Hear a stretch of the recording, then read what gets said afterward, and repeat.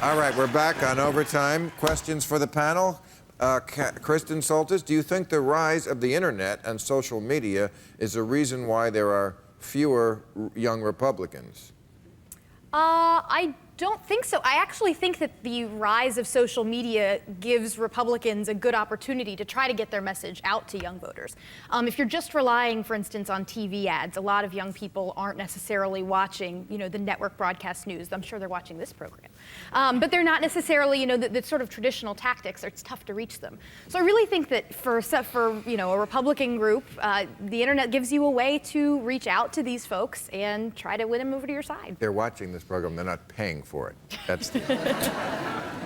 But, I always wonder, because, polls mostly are done through landlines, right? What percentage go to, only 10%, right, go to cell phones? Yeah, so there are weird regulations where it's tough to do. But who answers a landline? Old, lonely people. That's why you gotta have the cell phones. What sort of, is this and actually it probably is an accurate reflection, because that's who also goes to vote. Yes. Young people don't vote. Well, so no, young people do vote. The one characteristic that 11% in 2010. That's in a midterm, but in a presidential election, the number will go up. Well, they all count. I mean, it's only so. every 2 years. We're not asking a lot. I know there was a great rerun of Scrubs that night, but come on. Was it worth a tea-bagger Congress? I don't think so. Okay. Is American exceptionalism is a contributing factor to the selfishness seen by the 1%? Oh, is American exceptionalism a contributing factor to the selfishness? Yeah, I would say so. Absolutely. I mean, I think part of what we've lost in this country is something that you talked about in terms of this idea that you're supposed to give back and you are your brother's keeper, and we do have an obligation. And this idea of, I think part of this idea of luck is, you get to be wealthy, not by your own steam, but by the people who came before you. And as Elizabeth Warren would point out, the people who pay for the roads that move your goods. So how about a little back, we have a lot of sharing? generous members of the 1%. I mean, you've got folks like... They're all giving to Mitt Romney, aren't they? No, I mean folks like Yes. Bill and Melinda Gates. You've got folks like Warren Buffett. You've got folks like Mark Zuckerberg giving money to the Newark schools. I mean, you've got Hello. You've got a lot of wealthy Americans. So I think Bill Maher? Hello. 985,000. That's right. It's worth remembering that the person who came up with the phrase and the concept of American exceptionalism 100 years ago, the question, what was American exception to? And it was an exception to the trend that everywhere else where you had an advanced industrial society, you had a major socialist party. And that is the thing the United States did not have. And that was the question. Why is there no socialism in the United States? There was Eugene Debs. But in 1905, when this essay was written, there was not. And No, that's when he was around. He didn't win. But that was the question Werner Sombart posed anyway. It's not my essay. But the difference, the thing that has happened over the past century, is that socialism has died everywhere. There are no European countries like the United States have a party that is to the right of center, that is to the left of center, and they're both market-based parties arguing over the size of the social welfare state. There are some bases of our exceptionalism that we have more inequality than any other advanced industrial country. We have the least equality of opportunity of any country. The ratio of CEO pay to that of ordinary workers is the highest, without any corresponding productivity differential. So there are some ways in which we are exceptional. And we are, excuse me, all...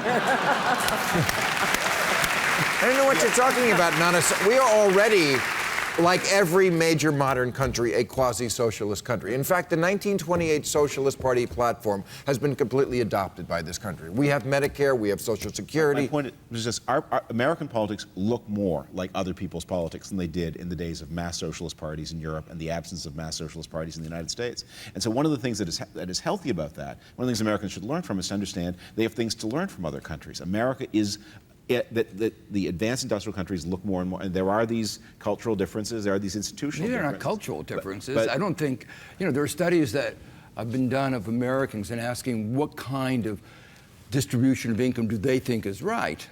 And what they say is, they'll pick out a distribution of income, and it turns out the one they like is Sweden. They don't want the distribution we have, but they don't understand the level of inequality that we have in the United States. They've been sold a bill of goods. And you know, we get obsessed with the 1% versus the 99. There are a lot of percentiles in the middle and who are not necessarily selfish and want to be charitable and distribute some of the wealth, but they're the ones who maybe did work for it, did not start with the handout, and are basically saying, yeah, we want to give back, but we just got it. Can we keep it for a while? You know? and I think that middle ground, there's a lot of people who get forgotten in that. But I think there's got to be a balance. I mean, one of the things that's wonderful about this country is, as the president would say, his story is only possible in America. His humble beginnings as a mixed race person. At the same time, I think it's true, but at the same time, we're lecturing other parts of the world about democracy when our own democracy is kind of crumbling around us. So there's got to be a better balance between what we do well in this country and what we're trying to tell others, do as we say, not as we do. Yeah, but what matters is not, the exceptions, the stories. And stories get so much attention because they are so unusual. What really matters is, what are the chances? What are the likelihood of somebody from the bottom making it to the middle or the top? And in those terms, in terms of the statistics, we do more poorly than any of the other advanced countries. And that's so different from our self-image. And what about Obama's story could not happen in other countries? I mean, we haven't even elected a woman president. I mean, Chile had a president she was a woman, she was a socialist, single mother. France has elected people who openly had affairs. I mean, this is playing into that Republican narrative, only in America. It's bullshit. It's not only in America. Other countries allow things, the same thing we have. I think about that Mark Rubio speech that he made at CPAC last year, where he said, this is the only country in the world where an idea that started out on a cocktail napkin could wind up being traded on the stock exchange. No. That's what Other I'm saying. countries have napkins and stock exchanges. I mean, this is the bubble that they live in. They're seeing that the advanced industrial countries face similar problems, and they face in a similarly acute crisis right now. And we are in this together. And the idea that dates back 100 years, that the United States had a special, because it didn't have monarchy and it didn't have a feudal system. Americans have things to learn. Americans also have things to teach. Okay.